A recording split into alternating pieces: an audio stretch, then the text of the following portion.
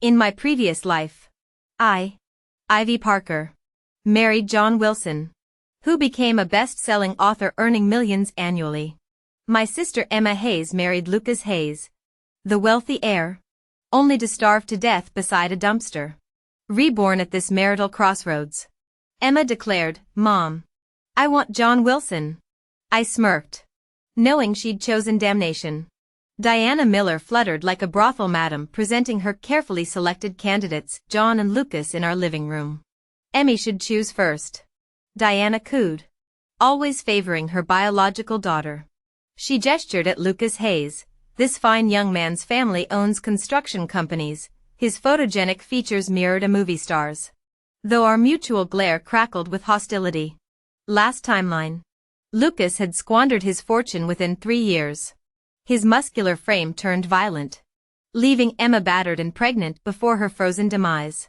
Meanwhile, John's writing career flourished through my ghostwriting, granting me luxury through royalties. I picked John Wilson, Emma announced with a triumphant glance. Recognition jolted me. She'd also reborn. "This time I won't err," she hissed. "Enjoy Lucas' fists and dumpster death, sister." Amused, I wondered if she knew John's reality, the chained smoker with yellowed teeth and rancid body odor. Emma forced a smile while taking his nicotine-stained hand. "I'll marry you, John. Do you love me?" "Why, yes," John croaked, throat bobbing. My father entered, frowning at their joined hands. Diana's urgency surfaced. "Are you certain, Emmy?" "Completely," Emma beamed, as father dragged her and Diana into the bedroom. I reevaluated past assumptions. He'd always condoned Diana's schemes to sabotage me. The Hayes and Millers were true kin, leaving me the outsider. Lucas and I continued our staring match until his lips quirked unexpectedly. This timeline's game had just begun.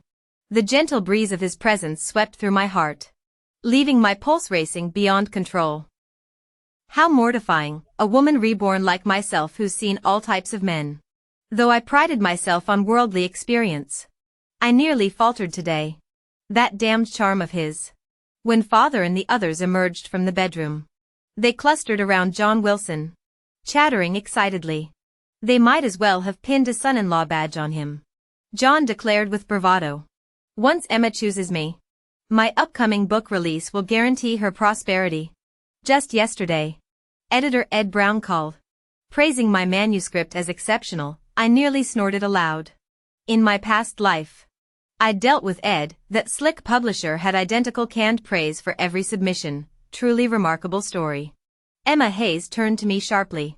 "What's so funny, Ivy? Could it be jealousy over John's talent?" Heaven knows what warped logic made her equate laughter with envy. Diana Miller, noticing Lucas Hayes being overlooked despite his family wealth, forced a smile. "Mr. Hayes, what are your thoughts about our Ivy?" "Good." His single syllable hung in the air. "Since you've no objections, neither does our Ivy." She shot me a meaningful look. "Ivy, why don't you see Mr. Hayes out?" "In Lucas' car." He chewed gum lazily. "Not the favorite child, are you? How charming of you to point it out." "Misunderstanding me, Ivy. I meant you'd prefer my home to yours. So this is your idea of a confession?" A rosy hue crept up Lucas' neck. "Suppose so." His phone interrupted. "Lucas, I'm short $20K for the West Side project. Wire me." "How much?" "Just 20 grand. Send the account." He stared as I snatched his phone. "Broke." I ended the call. "You're testing me," Lucas warned, his eyes glinting dangerously. "Don't abuse my affection." Without warning, he cupped my face, capturing my lips. When I shoved him away, he simply reclaimed his prize, muffling my protests. "Rabid dog much?" "Guilty as charged." His renewed laughter died as the phone rang again. We broke apart. "Who's the bitch managing your wallet? Needs disciplining. Meet your future sister-in-law." Dead silence followed. "Sorry, mate," Lucas drawled, his gaze locked on me. "Funds are with the missus now." He proceeded to block the number theatrically. As the engine purred to life, I demanded, "Where are we going?" "Home." The Hayes residence welcomed me warmly. Mary Hayes' eyes crinkled with warmth as she cooked. Lucas effortlessly listed my favorites: braised carp, savory meatballs. I stared at him in astonishment. "How did you know my favorite dishes?" A suspicion crept into my mind. Could he have been reborn too? Sensing my bewilderment, Lucas explained. "Your stepmother Diana told me. During dinner, Will slid a bank card across the table. "Ivy. This contains our family's entire assets. They're yours now." My first dinner with the Hayes family, and they're already handing over financial control? It felt like being coronated as royalty. I hastily excused myself. Mary chased me outside, forcing an ornate jewelry box into my hands. Lucas shouted after me, "Ivy, I've decided you'll be my wife. Start planning our wedding." To my embarrassment, despite my second chance at life, his bold declaration still made me blush furiously. Passers-by began staring, forcing me to flee. Returning home, I found Emma, Diana, and my father in the living room. They beamed as Dad presented Grandma's jade bracelet to Emma. "Why bring that out?" I asked. Diana sneered. "Our Emma's marrying future best-selling author John. She'll live in luxury through his success. Generous dowries are expected for such matches." I gaped. Since when did modern brides pay hefty dowries? Most families would kill to avoid bride prices. Dad mocked. "Ivy, you're all looks and no brains. John himself demanded $200. 000 for the marriage." I suppressed a laugh. Clearly Emma had shared her rebirth secret. Given their starry-eyed expressions, let them dream of future riches. As I headed to my room, Emma called mockingly, "How's Lucas treating you?" "I hear the Hayes family despises low-class women." Smiling, I waved Mary's jewelry box. "His mother gave me this." Emma's face darkened. Diana snapped, "Don't get cocky. Who knows what misery awaits you in marriage? I'll manage without your concern. After all, you always say daughters are like spilled water after marriage." Dad stood abruptly.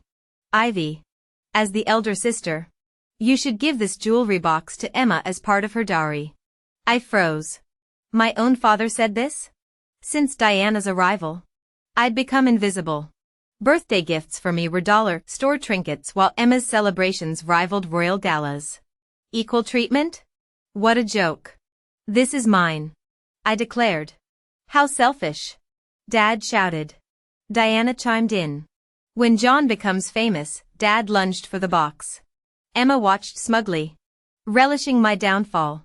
In this reborn life, she wanted total victory. Stumbling back, I smashed the box on the floor. The ring inside shattered. Dad's palm cracked across my face, his eyes bloodshot with rage. "Ungrateful wretch," he roared. Emma simpered. "John's editor says his new novel will be huge. This ring could secure our family's future. Don't you want that?" I laughed coldly. "This is your family, not mine." Slamming my bedroom door, I blocked out their curses. The muffled insults continued, but I no longer cared. Freshly showered, Lucas called. "You asleep? Wanna talk?" "Miss you." His voice dripped desperation. "Sleeping." He immediately detected the gloom in my tone. "Ivy, what's wrong?" "Nothing." "Don't give me that. Tell me or I'm coming over." Glancing at the clock showing midnight, I reluctantly recounted the incident. He exploded. "How could your father treat his own daughter like—" I ended up comforting him instead. "Stay put. I'm taking you home." The dial tone cut through my confusion. The wind rattled the window panes as I drifted off. His second call pierced the night. "Ivy, I'm getting you out." The headlights from his car washed over the fogged glass. That luminous halo through my teary eyes felt like dawn breaking through the endless night. "Ivy? Say something. Take me." Dressed and out the door, I left the sterile mansion without a backward glance. Diana materialized in the foyer. "Darling, preserve your dignity. You're not properly wedded into the Hayes family yet, Her subtext branded me as cheap goods. Not your concern. Chilled by the desert winds. I hugged myself. Lucas sprinted over, draping his jacket around me. His arm circled my shoulders naturally. Don't catch a cold. Why treat me so well? He growled. Because I damn well want to. Thus began my life at the Hayes estate. Whispers of impropriety soon reached me. Undoubtedly Diana and Emma's handiwork. Even exiled from the Parker household. Their venom pursued me like rabid hounds. Lucas sat silent, the phone glowing in his hands. Mary smacked his head. You'll let them slander your wife? He unlocked his screen. The Hayes Corporation's official tweet blazed across it. Ivy Parker remains Lucas Hayes' sole lawful spouse. Further defamation will incur legal action. Will grinned. That's my boy. The smear campaign dwindled. Embracing Lucas' devotion. We set our wedding for 7 days later. Dress fittings. Invitations. Rehearsals. The whirlwind swallowed us. Lucas insisted on August 21st instead of the planned date. You'll see why. He smirked. Our wedding motorcade of Rolls-Royce Phantoms detoured past the Parker mansion.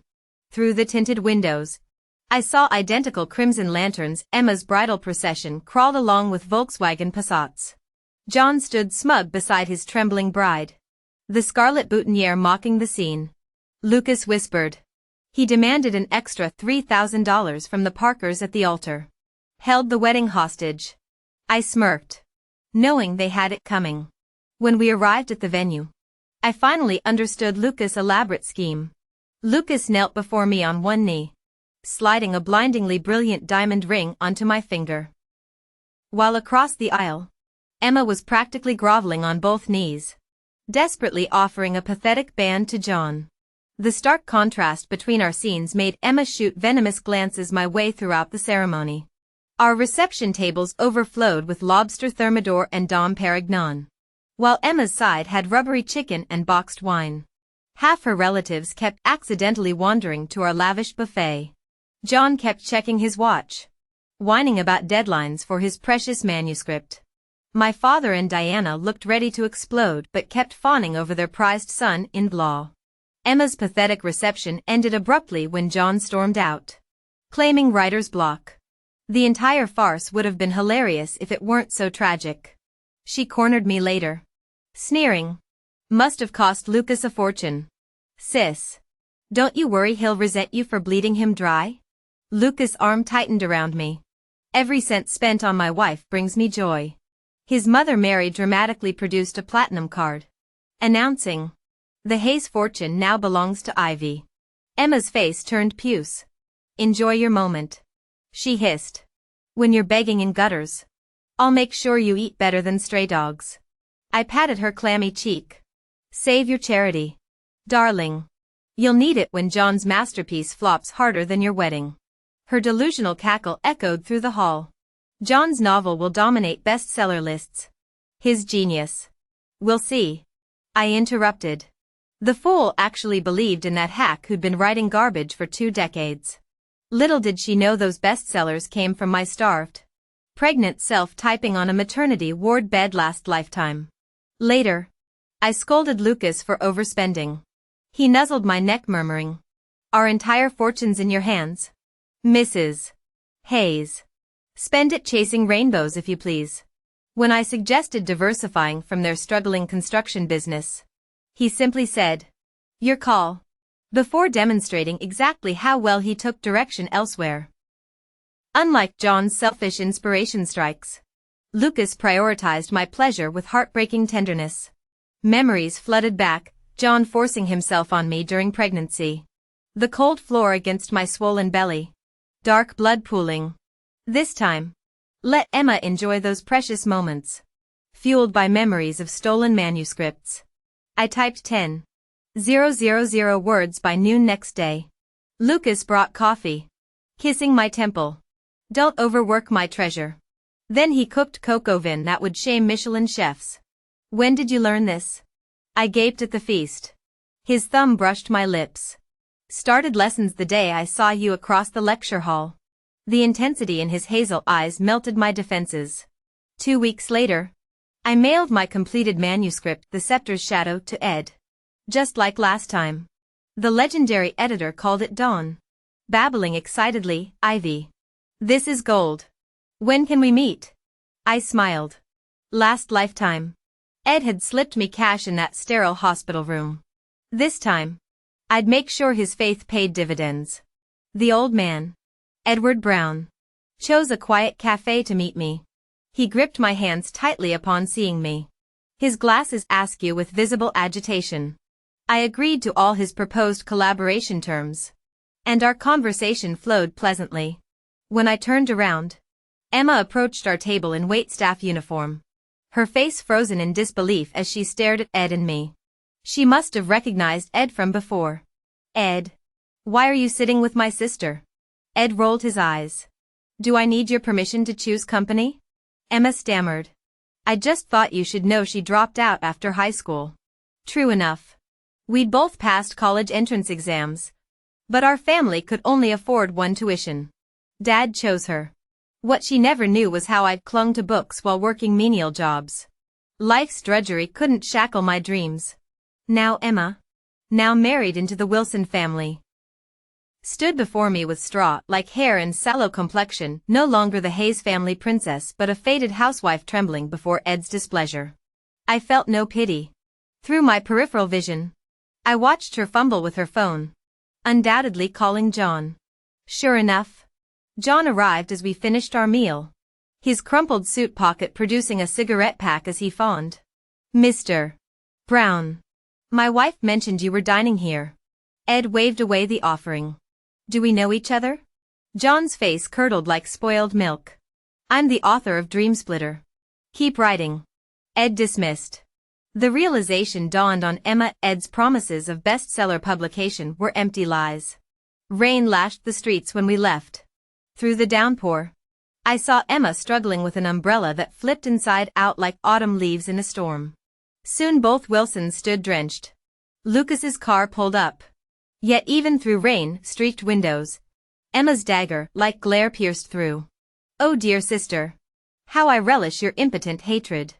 Days later, while drafting what would become my 8th best-selling novel, my phone rang. Ed's panicked voice crackled. That Emma, she's your sister? What's happened? The woman's deranged. She showed up at my house past midnight. Tried to maul me like some star-struck groupie. Thank God Diana was out. Who could have imagined Emma would go this far to boost John's writing career? After calming Ed down, I asked the crucial question, security cameras?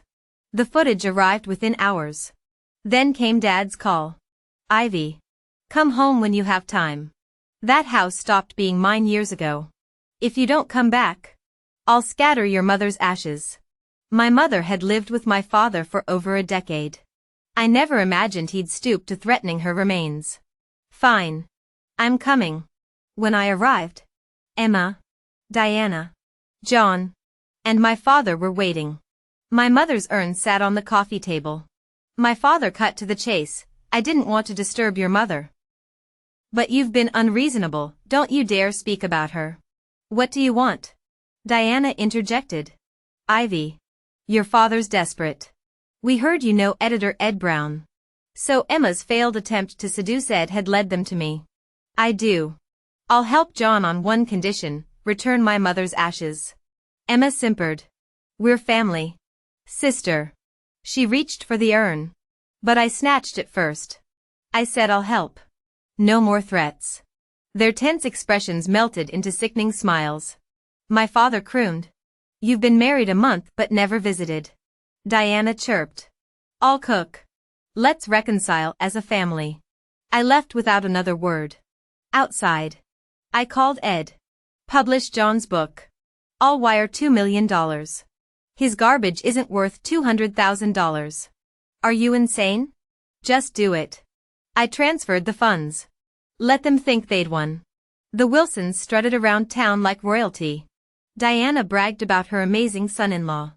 Emma called gloating. John's book got a $2 million launch. Come celebrate. At the event, Emma accosted me. Thanks for dumping John. Best decision I ever made. I tossed out trash. You collect it. She sneered. Jealous? I heard the Hayes empire's collapsing. Diana purred. Beg Emma if you need help. My father beamed. My daughter and son-in-law make me proud. I took the stage. Before we celebrate. Watch this. The screen showed Emma in lingerie throwing herself at Ed. Emma lunged at me. You monster. Diana shrieked like a scalded hen. My father clutched his chest. Collapsing ironically. Lucas materialized. Shielding me. Touch my wife again. I'll ruin you. His steady presence anchored me as chaos erupted. Let the games begin. The Hayes household was in complete chaos and disarray that day. When my father called again, his voice sounded like the last gasp of a dying man. Over the phone, he kept coughing violently, as if trying to hack up his lungs. Ivy. I can't afford treatment. Can you come see me at the hospital? All right. At the hospital. My father stood hunched over in the ward, his hair gone gray. After just a few days apart, he seemed to have aged decades. Ivy. This is all my fault. I was wrong. What's the use of saying this now? Too little. Too late.